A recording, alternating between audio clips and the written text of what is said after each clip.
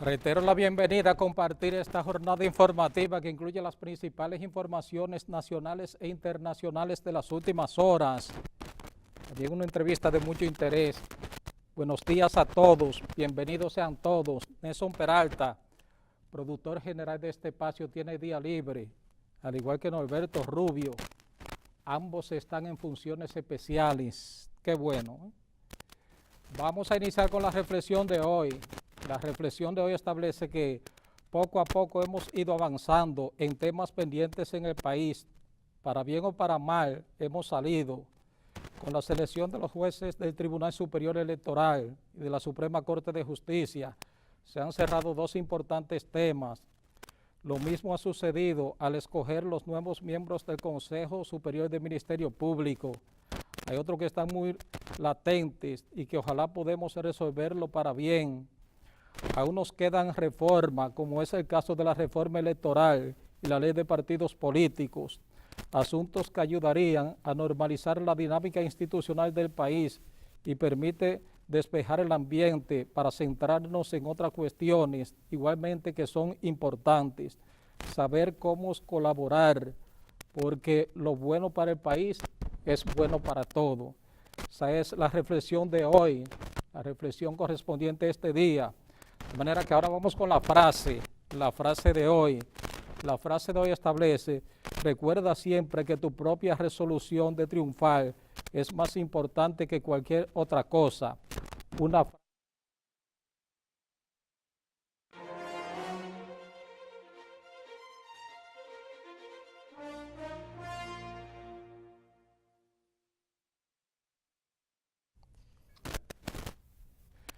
Miren, señores, realizando un enfoque, el primer enfoque de las principales informaciones ocurridas a nivel nacional e internacional.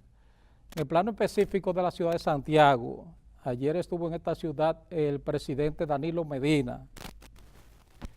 Presidente Medina, que participó en la inauguración de dos centros educativos y en otras actividades, habló en el día de ayer en lo que se interpreta como un discurso de campaña y habló bajo la presión de un miembro de la Iglesia Católica que reclamaba de parte del gobierno, precisamente encabezado por el presidente Danilo Medina, adoptar medidas que permitan mejorar la condición de vida de la población, fundamentalmente de la población de Santiago. Entonces, el presidente Medina, que no está acostumbrado a hablar en los actos de inauguración, decidió expresarse. Habló de la inversión que realiza el gobierno, sobre todo en materia de infraestructura, básicamente la construcción de escuelas, destacando que en su gestión se ha construido un sinnúmero de centros educativos y que los profesionales de la educación, o sea, los profesores, perciben un salario que nunca habían recibido en República Dominicana. De lo que no habló el presidente Medina es de lo que la población quiere. ¿Qué quiere la población? ¿Qué reclama la población? Definición de la política migratoria con Haití. Pero también la población reclama de parte del gobierno. La población está reclamando medidas que permitan la reducción de los hechos de violencia y delincuencia que afectan a la sociedad dominicana. Señores, la situación de inseguridad hay que prestarle atención, pero mucha atención, porque a medida que pasan las horas se incrementan los atracos. Entonces usted no sabe si lo van a atracar en la mañana, en la tarde, en la noche, en su centro de trabajo, saliendo de la universidad, en un centro de diversión. Usted no está seguro en ningún lado. Lo peor de todo esto es que dichoso usted si sale con vida de un atraco. Dichoso usted si sale con vida de un atraco.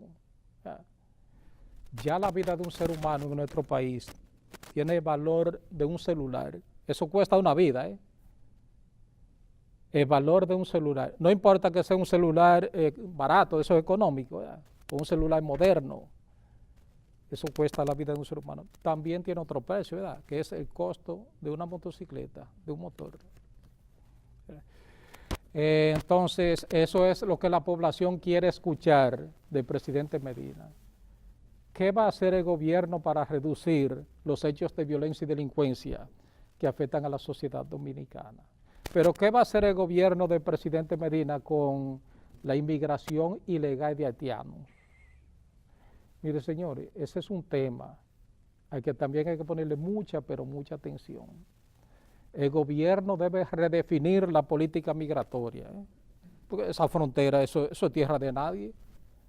Independientemente de que el ministro de Defensa diga que la situación está controlada, la frontera, eso es tierra de nadie. Y por ahí entra de todo, no solamente indocumentados, por ahí entra de todo. Pero en el caso de los indocumentados, hay tarifas.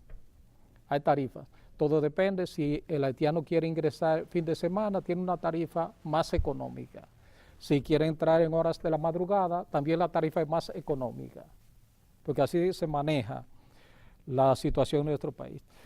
Otro tema resaltante es una publicación que aparece en algunos periódicos de circulación nacional, donde el expresidente de la República, Hipólito Mejía, que recientemente estuvo en Santiago, y nadie se imaginaba que ayer iba a aparecer un video donde Mejía dice que no le importa la Marcha Verde y que no va a sentarse a negociar con un partido político, de esos partidos minoritarios, que no tiene más de 2 gentes.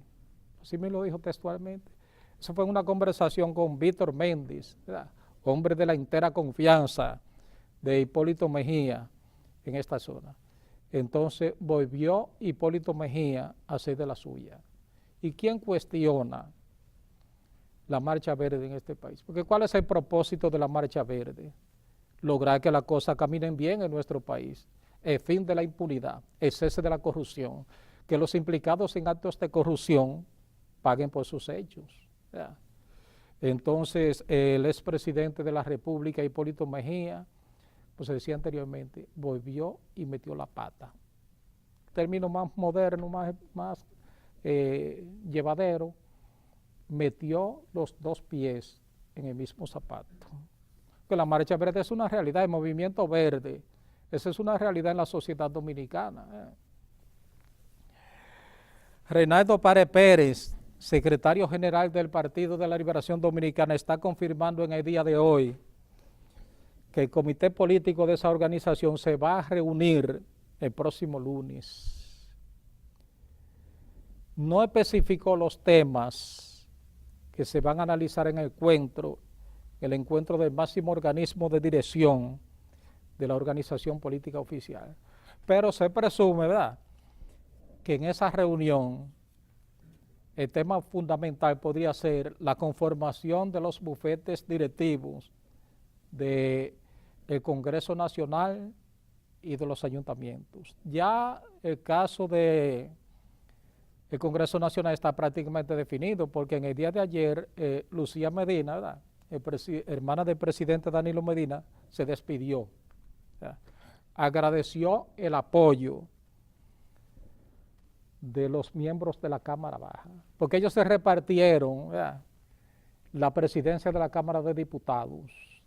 Leonel 2 años, Danilo 2. Los primeros 2 años fueron para la hermana del presidente Danilo Medina. Ahora le toca a Rubén Maldonado, de la tendencia de Leonel Fernández, porque el Partido de la Liberación Dominicana está dividido en 2 grupos, el grupo de Leonel y el grupo de Danilo. Entonces, en la Cámara de Diputados parece ser que todo está definido. Vea, ahora pasa Rubén Maldonado a ocupar la presidencia de la Cámara de Diputados, sustituye a Lucía Medina, hermana del presidente Danilo Medina, quien en el día de ayer prácticamente se despidió, agradeció el respaldo de los miembros de la Cámara Baja durante su gestión. Ella quería seguir ahí. Lo que pasa es que la presión no le permitió continuar. Y si Lucía Medina insistía en permanecer al frente de la Cámara de Diputados, se iba a profundizar la crisis interna que afecta al Partido de la Liberación Dominicana. Pero por suerte decidió acatar la decisión del Comité Político del Partido de la Liberación Dominicana, que se reparte, ¿verdad? Se distribuye la presidencia de la Cámara de Diputados. Entonces, ahora toca a Rubén Maldonado, de la tendencia del expresidente Leonel Fernández. El último año vuelve Leonel con Demóstenes Martínez. Habría que ver si el último año se va a cumplir el acuerdo, porque es un año crucial, ¿verdad? Es un año crucial para el Partido de la Liberación Dominicana, para las tendencias a lo interno del Partido de la Liberación Dominicana. ¿Es tiempo de la primera pausa? No es tiempo de la primera pausa. Entonces, como no es tiempo de la primera pausa, el guión establece un recorrido que realiza Luis Abinader, está en los Estados Unidos, un recorrido de varios días por varias ciudades de los Estados Unidos. Él es candidato presidencial del Partido Revolucionario Moderno, el licenciado Luis Abinader, que se perfila como el líder de la oposición, prácticamente es el líder de la oposición, ¿verdad? Porque con los desaciertos de Hipólito Mejía, ¿verdad? Luis Abinader gana terreno, no solamente en el Partido Revolucionario Moderno, sino en toda la sociedad dominicana. Es un dirigente político, ¿verdad? Poco cuestionable, ¿verdad? Una hoja de servicio incuestionable, una figura joven, no está involucrado en ningún tipo de escándalo, y así sucesivamente. Se integra licenciado José Alfredo Espinal. Buen día. Buenos días, Bonilla. Bueno, de los últimos comentarios que escuchaba, hablaba de lo de la Cámara de Diputados, ¿verdad? También a Lucía Medina no le quedó de otra que entregar, porque si no se iba a armar la de Villadiego ahí, porque hay un acuerdo entre Leonel y Danilo, uno de Danilo, uno de Leonel, uno de Danilo, uno de Leonel. Y tú decías que quien termina es Demóstenes, y Demóstenes es leonelista. Sí. Lo mejor que le pudo pasar al PLD es que no se le armara otro lío ahora en el Congreso.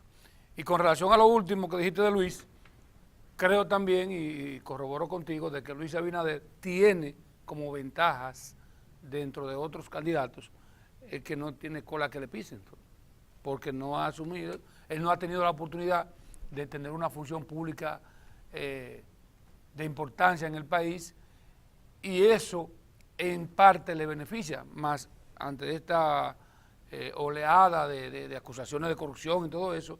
Luis Abinader es el único candidato en el país de todo eso que están ahí que usted no puede señalarlo, y eso es una ventaja. Además, hay que reconocerle a Luis Abinader que en las pasadas elecciones tuvo un buen desempeño, porque también participar como candidato presidencial de un partido de reciente formación, enfrentarse al Partido de la Liberación Dominicana en el gobierno y con el amplio poder económico y sacar más de un 30%, eso demuestra que tuvo un buen desempeño en la pasada contienda. Y con apenas días, porque era meses como candidato, con un partido nuevo.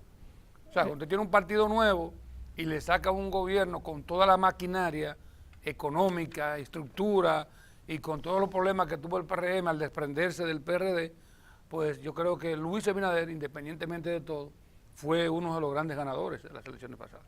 Mire, Wilson Gómez Ramírez es un magistrado del Tribunal Constitucional, ¿verdad? Sí. Está solicitando respeto o un uso correcto a los símbolos patrios. Yo creo que es atinada la solicitud que formula el magistrado Gómez Ramírez, porque precisamente en las redes sociales aparecen algunos videos de nacionales haitianos pisando la bandera dominicana. Así es. Entonces es muy atinada la solicitud que hace el magistrado Gómez.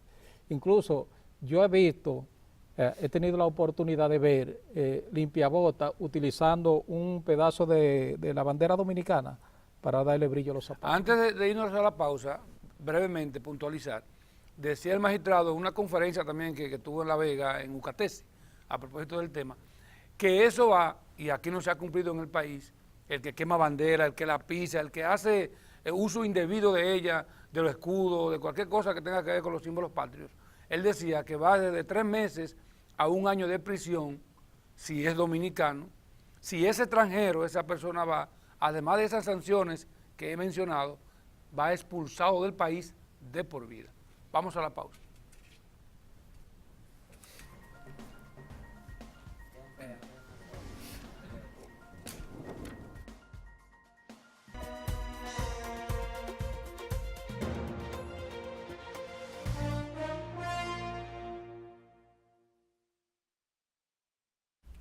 Bien, señores, recuerden seguirnos por nuestras redes sociales, Facebook, también Instagram y YouTube, Encuentro Matinal. Usted puede seguirnos ahí y ahí verás toda la entrevista, todo el contenido de este su espacio por Nexo y Radio Amistad, Encuentro Matinal. Facebook, Instagram y YouTube.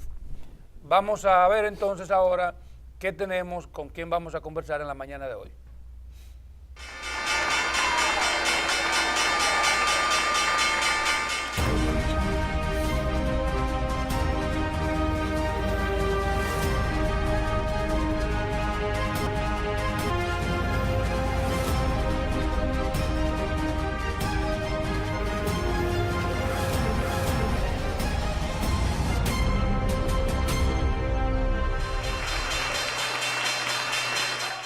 El ingeniero Luis Fernando García es nuestro invitado en el día de hoy. A él le doy los buenos días junto a mi compañero Andrés Bonilla. Buenos días. Buenos días. ¿Qué tal? Buenos días, Andrés. Un placer inmenso estar con ustedes, con viejos amigos que siempre tenemos la oportunidad de compartir, y gracias a mi amigo también, don Nelson Peralta, que no está aquí con nosotros, pero está bien representado con ustedes. Ingeniero, de entrada, cuando hablamos del mercado bursátil, es un tema que no es de dominio común. Entonces, cuando hablamos de bolsa de valores, ¿de qué estamos hablando? Cuando hablamos de bolsa de valores, hablamos de una institución donde se negocian instrumentos financieros.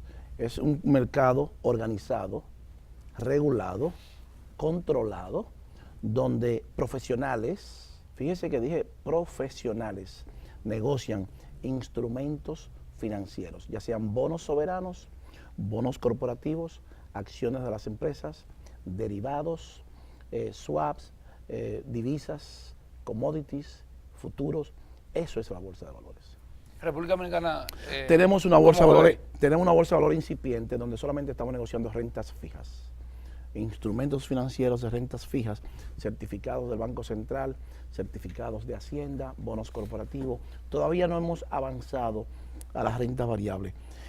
Mientras la República Dominicana no tengamos renta variable, no nos vamos a desarrollar como país.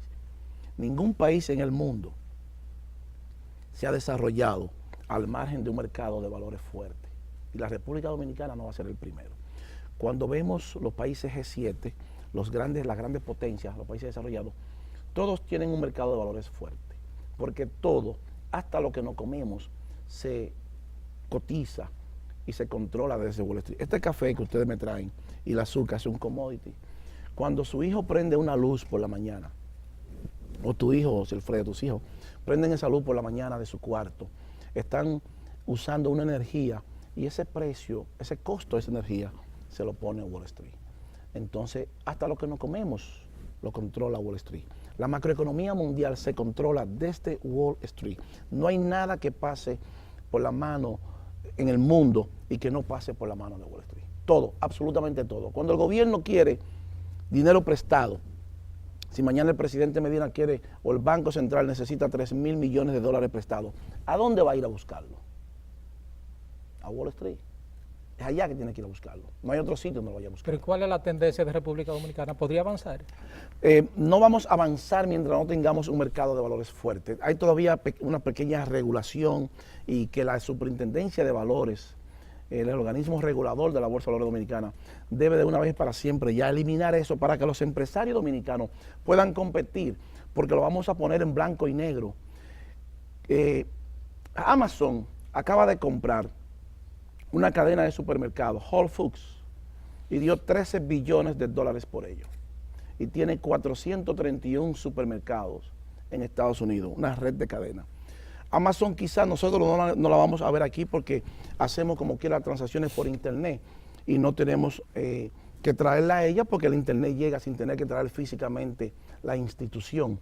Pero si Amazon trae esa cadena de supermercados a República Dominicana, ¿qué va a pasar con los supermercados dominicanos que no se cotizan en bolsa y que Amazon dio 13 billones de dólares por esa cadena, 431 supermercados? ¿Qué va a pasar con los supermercados dominicanos? ¿Qué pasó con la presidenta y la Brahma Ambev? Ambev es una compañía que se cotiza en bolsa y tiene actualmente 94 billones de dólares en capital. Pero también está McDonald's, que es uno de los 30 empresas de Wall Street. Krispy Kreme, Pizza Hut, Papa John's, Wendy's, todas se cotizan en bolsa. Entonces, si todas esas empresas se cotizan en bolsa y el común denominador es la bolsa de valores, ninguna empresa dominicana ha podido mantenerse compitiendo con una de esas empresas. Ellos la han sacado y se van a quedar con el mercado dominicano. ¿Por qué? Porque el empresario dominicano todavía no ha entendido que la bolsa de valores, esta es una economía globalizada, y que la materia prima que ellos compran se negocia en la bolsa de valores. Cada 15 segundos cambia los commodities de precio en Wall Street. El algodón, el trigo, el maíz, la soya, el café, el cacao, la gasolina, todo cada 15 segundos cambian los precios. Entonces, si cada 15 segundos cambian los precios, ¿por qué los empresarios no llegan de una vez para siempre a la bolsa de valores para que podamos tener un país competitivo con empresas norteamericanas? Luis, uno de sus artículos, un último artículo, algo referido a algunas declaraciones que tú emitiste en un medio de comunicación, hablaba de la que la economía dominicana está en riesgo, hablaba de la inflación y también de la baja en las reservas. Sin embargo, y a propósito de eso, el presidente de la República, Danilo Medina, dijo ayer que, bueno, yo me sorprendí por la información de que este país ya no le van a otorgar más ayuda internacional. O sea, organismos internacionales ya no lo van a ayudar más porque nuestra economía está muy buena. Estamos muy altos. Dice el presidente. ¿Qué Bueno, te parece? lo que pasa es que, fíjate, hay que ver desde qué punto de vista el presidente está en lo correcto. Tiene que ver la economía desde el punto de vista del presidente. Yo veo la economía desde el punto de vista de la bolsa de valores, desde el punto de vista de los mercados financieros, que son los que trazan las pautas a las economías mundiales. O sea, cuando el gobierno o el presidente, el Banco Central dice que crecimos un 7%, el PIB no mide bienestar de las familias dominicanas. El PIB es un número comparativo. Mide macro. Es un número comparativo nada más. O sea, tenemos un PIB que creció un 2%. Bueno, qué bueno.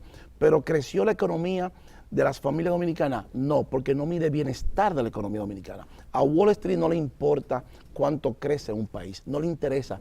Está en sexta posición para un profesional de Wall Street para Wall Street. Entonces, fíjate que a Wall Street, cuando un gobierno dice, nosotros crecimos tanto, eso no es relevante para Wall Street. Ahora, para Wall Street sí es relevante cuando la deuda aumenta un 50%. Porque Wall Street dice, cuando tú quieres 5,000 millones de dólares, dime cómo tú me vas a pagar mi dinero. Eso sí me importa. Tú tienes dinero para pagarme. Y si tú no tienes dinero para pagarme, entonces me vas a tener que dar tus recursos naturales. Llámese Loma Miranda, llámese Barrigol, llámese lo que se llame. Porque así que eso es un cartel y así que funciona. O sea, cuando prestan dinero, es como si tú vas al banco. Si José Alfredo o Andrés Bonilla compran una casa de 5 millones de pesos y tú te atrasas en el pago de la casa por 6 meses, ¿qué hace el banco con tu casa? ¿Qué hace el banco con la casa tuya? Te la quita, ¿verdad? Claro. Entonces, si Wall Street le presta a un gobierno como Puerto Rico, 72,000 millones de dólares, o a Grecia, que le prestó todo ese dinero, ¿qué hicieron con ellos? Me tiene que dar mi dinero, porque es un dinero que está prestado.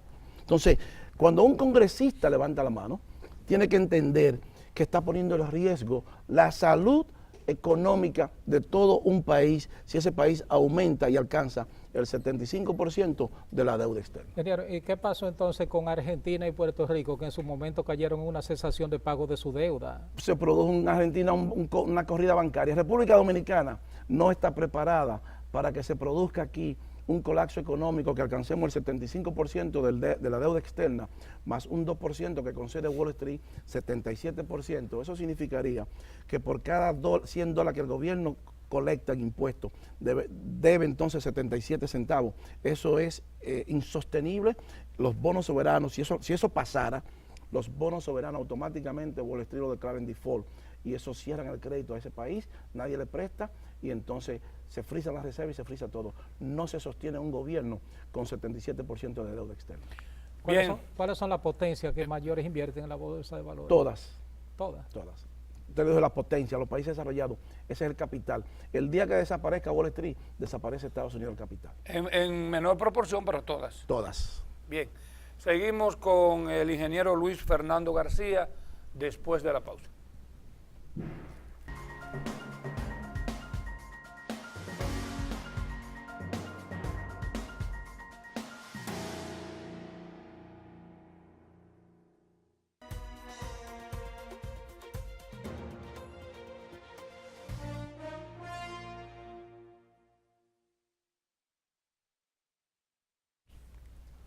El ingeniero Luis Fernando García continúa con nosotros tratando un tema tan interesante como esto de los commodities y las bolsas de valores y cómo se envuelven los países de todo el mundo y la necesidad, decías tú, antes de irnos a la pausa, de que todos los países, ¿verdad? Sí. Juegan ahí un papel en la bolsa Muy de valores. importante, los países desarrollados, los G7, controlan el 95% de la actividad económica del mundo y todos tienen un mercado de valores fuerte. O sea que ellos no necesitan, fíjate, se inventaron, hay un nuevo orden económico mundial. Antes ellos se llevaban la riqueza de los pueblos a través de la invasión. El Banco Mundial endeudaba a los pueblos a un ritmo de un 20-30% anual y con excusas de ir a defender sus intereses, pues entonces invadían los pueblos. Pero eso le traía muchos problemas porque eso le creaba frente de guerrilla y esas cosas. Entonces había que hacer un cambio. Tontos son aquellos que piensan que el nuevo orden económico mundial se desarrolló así al azar. No, no fue al azar. Fue una estrategia de negocios de los países desarrollados de buscar la forma de cómo se van a llevar las riquezas de los pueblos. Estados Unidos tiene 340 millones de habitantes, la Unión Europea tiene 330 millones de habitantes.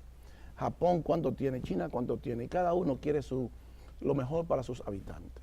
Entonces, ¿cómo yo me llevo el alimento y los recursos naturales de aquel que no tiene, que tiene menos habitantes, pero que yo quiero sus recursos naturales? ¿Cómo yo me lo llevo? Ingeniero, ¿cómo se maneja la bolsa de valores cuando se trata de productos que tienen poca estabilidad, como es el caso del petróleo? El petróleo es un commodity geopolítico, un commodity de estabilidad mundial, porque lo usamos prácticamente para todo, usamos crudo de petróleo, para gasolina, para gas, para plástico. Entonces, como es un commodity estratégico geopolítico, pues entonces hay mucha incidencia de los gobiernos poderosos. Y fíjate que ya la OPEP no tiene fuerza ni determina tampoco si el crudo de petróleo va a subir o va a bajar, como antes, 30, 40 años atrás, porque ahora el crudo de petróleo sube o baja más fácilmente por la forma de cómo Estados Unidos está sacando petróleo con el shale, otro tipo de extracción de petróleo. A Estados Unidos le sale un barril de petróleo en $34. $34. Está actualmente ahora en 48, casi $48, creo. A Venezuela, para que la economía venezolana tenga un poquitico de salud, su economía, necesita que el crudo de petróleo esté en $75 el barril, mientras que Estados Unidos con $34 está estable su economía. Porque ellos han descubierto la forma de extraer petróleo a un precio mucho más barato. Por eso la OPEP ya no tiene fuerza, no tiene incidencia. Es más una presión psicológica en los inversionistas de cuando la OPEP se reúne. Hace 40 años atrás sí, cuando la economía no era globalizada y que dependía de un mercado ya local. Ya no. Estados Unidos ahora mismo prácticamente tiene más control sobre el crudo de petróleo porque está produciendo mucho petróleo barato y cuando a mayor producción, recuerden que el precio es por la oferta y la demanda, a mayor producción baja el precio, menor producción pues aumenta el precio y eso hace Estados Unidos que juega con eso. Por eso también me imagino que ha venido la situación entre Estados Unidos, Venezuela y otros países del área porque, como tú decías, ya hay muchos que producen. Por ejemplo, Estados Claro. Unidos importaba mucho petróleo a Venezuela. Pero produce un petróleo a $34 el barril. Venezuela necesita que ese petróleo cueste $75 el barril. Exactamente, porque Entonces, si entonces no hay tanto beneficio. No hay ¿verdad? beneficio para Venezuela. Venezuela está perdiendo dinero. Venezuela tenía una reserva de 30.000 millones de dólares en enero y tiene una reserva ahora de solamente de 10.000 millones de dólares.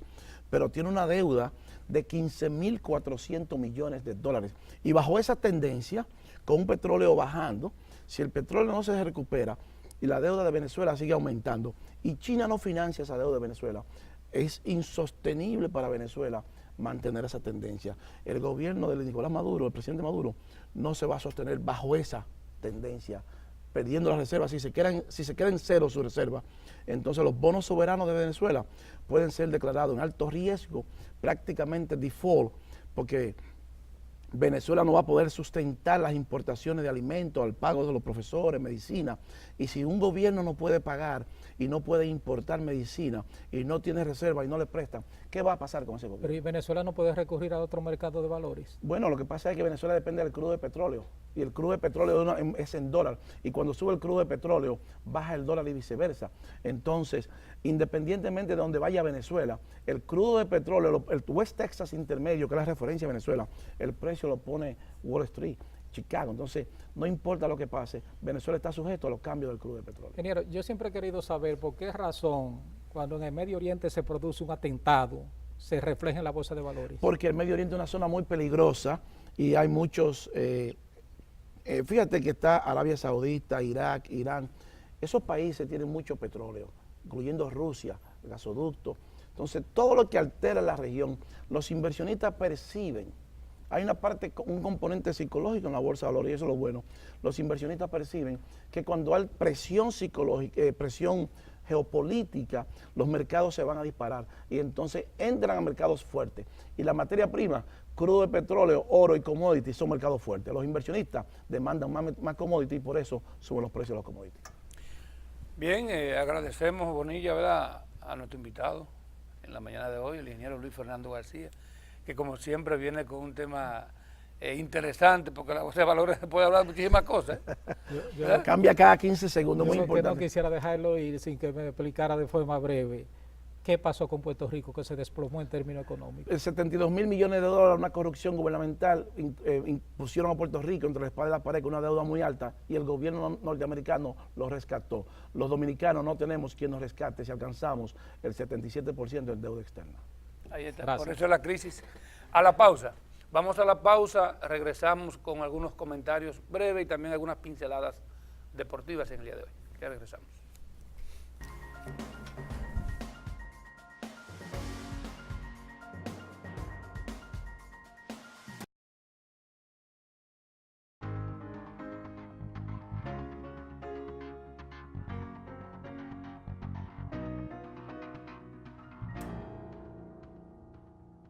Bien, señores, continuamos ya en la parte final de Encuentro Matinal. Antes, permítame decirle que la República Dominicana, el equipo masculino de la República Dominicana de voleibol, venció a los Estados Unidos por primera vez en los últimos años, en 38 años, ganó la República Dominicana. Cualquier calificativo u otro superior será válido para la selección de voleibol masculino que venció a Estados Unidos por barrida de 3-0 para su primera victoria en la Copa Panamericana en Canadá. Y en grande porque pues hace 38 años que fue la primera vez que la República Dominicana venció a los Estados Unidos. Así que hay lluvia de gozo en el país por este triunfo de la República Dominicana. En otra información, Luis Severino dominó durante 7 entradas a Dilly Gregorius y Todd Frazier, batearon de vuelta completa y los Yankees de Nueva York derrotaron ayer 9-5 a los Rojos de Cincinnati para barrer la serie de 2 partidos. Entonces, en otra nota, Novak Djokovic no jugará el resto de la temporada debido a una lesión en el codo derecho. El estelar tenista serbio anunció ayer que descansará el resto del año, lo que significa que se perderá el Abierto de Estados Unidos y pondrá fin a su racha de jugar en 51 torneos del Grand Slam. Finalmente, los Leones de Santo Domingo derrotaron anoche 97-87 a los Cañeros de la Romana en partido celebrado en la cancha del club San Carlos en la continuación de la ronda semifinal de la Liga Nacional de Baloncesto. Gracias a Marcos Cambio por esta información. Bonilla, ¿algo más? Misión cumplida por hoy. Bueno, así es. Señores, gracias por su atención. Buen resto de día.